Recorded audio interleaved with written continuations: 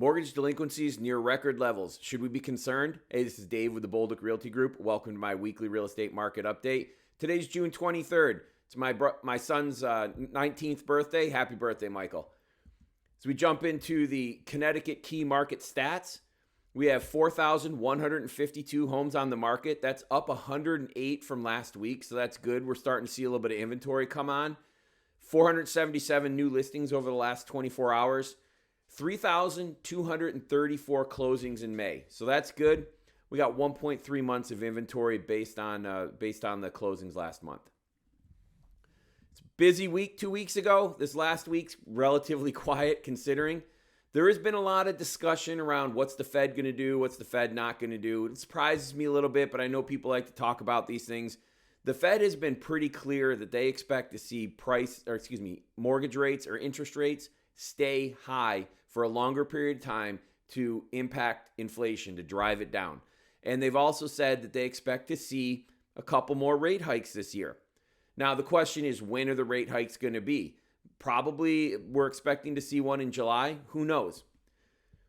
Here's the thing. Inflation has been favorable. Even during the last Fed meeting, we saw reports come out that were favorable, but they were still showing inflation that was 2x what the target is. So until we can get rid of that inflation, the Fed is going to continue moving forward. They only really have one tool, which is interest rates. And they said they're going to use that tool until they resolve the inflation issue. Costs be damned. So something to think about. As we wrap up the first half of 2023, it's 6 months into 2023, let's take a look at some key metrics in the real estate market. So inventory, when we came into 2023 in January, we had 4,113 homes on the market.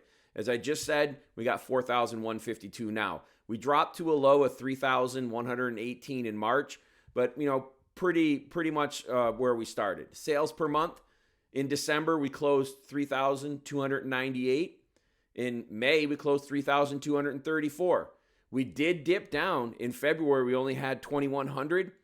That's seasonally normal to see fewer closings in the winter, but it is interesting to look at. Price, the median price is up 5% May of 2022 to May of 2023. Foreclosures, there was an interesting Black Knight article that came out today. Black Knight is a data aggregation company. They look at a bunch of things, especially mortgages, so they have a lot of information and insight into mortgages, foreclosures, things like that.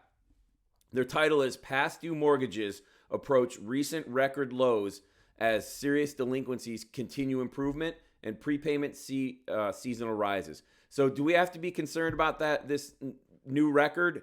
Or no, we don't. We're in good shape. We're seeing fewer past dues right now. The link is in the description. I recommend you take a look at if you have some time. It's a lot of numbers in there, but it gives you a good idea of what's going on in the market, especially around mortgages. The TLDR here, past due mortgages, which are mortgages that are 30 days or more late but are not in foreclosure, dropped to a near record low of 3.1%. The record was set just back in March at 2.92%. So it's low, and it's been low recently. For those fearing a foreclosure wave, borrowers need to be past due before they can be foreclosed on. The data I'm talking about right here is a really good indicator, leading indicator of foreclosures, and right now it's screaming it's not going to happen. There were 25,400 foreclosure starts in May nationwide, but this is about 41% below the 2019 levels. So it sounds like a big number, but it's not. It's still low. Foreclosure sales, there were 6,800 that completed in May. Now, this is up 19% from the month before, from last year. But remember, last year we were coming out of the moratorium. We had just had a huge successful effort through the forbearance program to minimize the number of foreclosures. So we should expect to see foreclosures on the rise. And be aware, 6,800 a month is still a very low number. Interestingly, prepayments increased slightly. Now, here's an example to give you an idea what a prepayment is. If you owe a $2,000 mortgage and you pay that $2,000, that's not a prepayment. That's your normal payment for your mortgage. But If you pay on top of the normal payment, say an extra $500, and you put that toward principal, that is a prepayment. Now, why is that a big deal? It's a big deal for mortgage-backed security holders because that $500 extra you paid is no longer going to be collecting interest. So they're going to get shorted on some interest. It's good for you, not good for them. Keep doing it if you can. Employment is the last one here. The job reports, they've been continuing to be strong on the surface. The concern I have is mass layoffs due to high interest rates that are putting a lot of pressure on companies large and small. There's a massive amount of adjustable rate commercial debt, not mortgages, but commercial debt at risk right now. The interest rates adjust periodically on an adjustable rate mortgage. When that occurs, I'm telling you right now, the interest rates aren't going to be going down. They're going to be going up. That's going to put even more pressure on those companies, large and small. And that's where you could potentially see layoffs. If there were massive job layoffs, that could cause a spike in mortgage defaults, ultimately driving to more foreclosures. I'm going to keep an eye on this one. So hopefully this doesn't happen, but it's something to watch. The primary mortgage market survey is at 6.67 on average over the last week. Pretty flat. The overall trend has been flat, but today the rates are closer to 7. They're moving in a narrow range, so we just got to keep an eye on them. In December, I predicted the mortgage rates would be back around 5.5% by the end of the year. With this sticky inflation, I'm kind of wondering if I missed that prediction. The Fed may be right. We need to keep interest rates higher for longer. I made that prediction, so I own it. We'll see how it plays out.